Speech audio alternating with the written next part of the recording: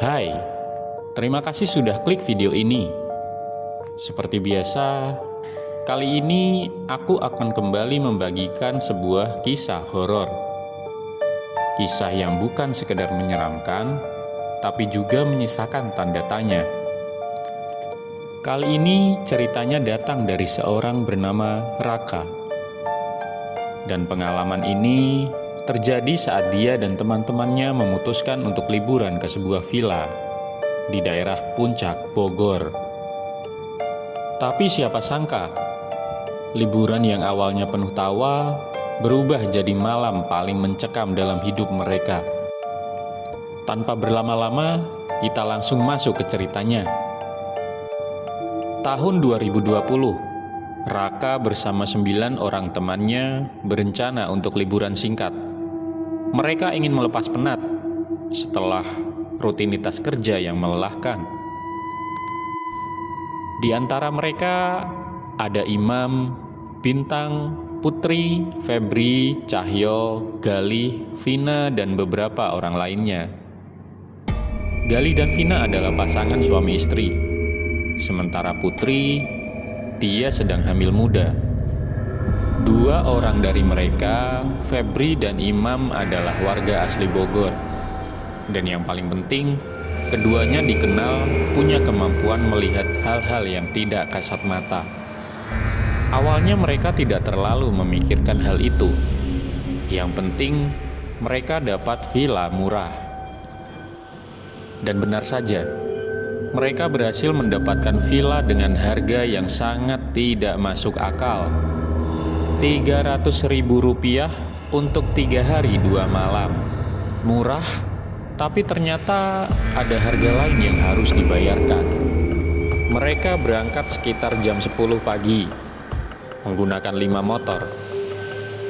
Perjalanan menuju villa cukup ekstrim, jalan menanjak, berkelok, dan kondisi jalan yang rusak.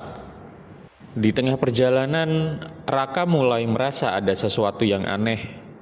Perasaan tidak nyaman tanpa alasan yang jelas.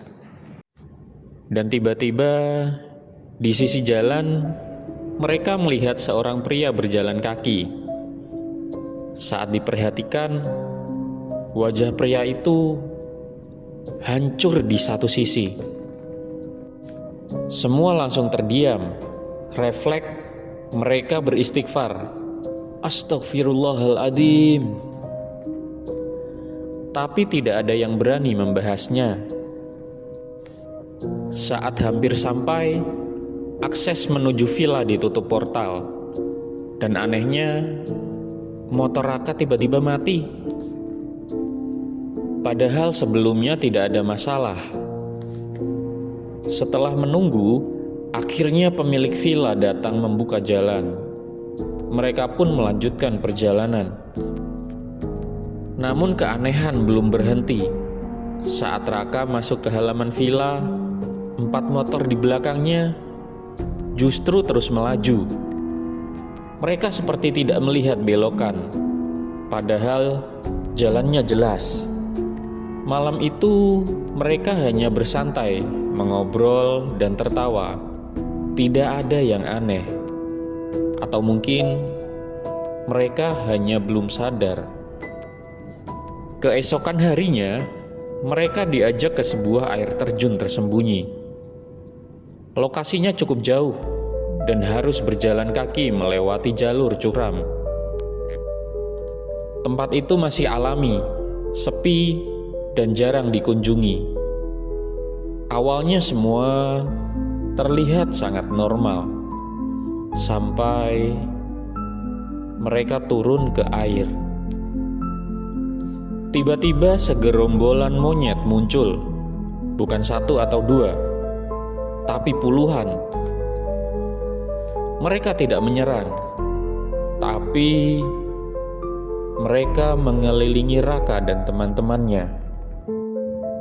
Monyet-monyet itu hanya diam dan mengamati. Di antara mereka, ada 1 monyet yang terlihat berbeda, seperti pemimpin. Duduk diam dan memperhatikan mereka. Suasana mulai terasa tidak wajar. Salah satu dari mereka mencoba memotret, dan hasilnya semua foto blur, tidak ada satupun yang jelas. Saat hendak pulang, monyet-monyet itu menghilang bersamaan, tanpa suara, tanpa jejak. Dan saat itu Imam pun mulai sadar, ada yang tidak beres di sini. Saat kembali ke parkiran, Putri tiba-tiba pingsan. Setelah sadar, dia berteriak, "Ambil bunganya! Ambil bunganya!" Raka bingung, bunga apa? Namun saat Raka melihat ke belakang, dia melihat sesuatu yang membuatnya membeku. Seorang wanita berdiri sambil memegang sesuatu, seperti jantung bayi meneteskan darah.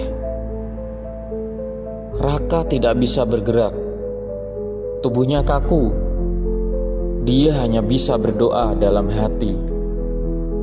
Malam harinya, di villa teror mulai memuncak. Air tiba-tiba mati, suasana menjadi semakin mencekam. Tiba-tiba Putri kembali berteriak, dan kali ini dia kesurupan. Tidak berhenti di situ.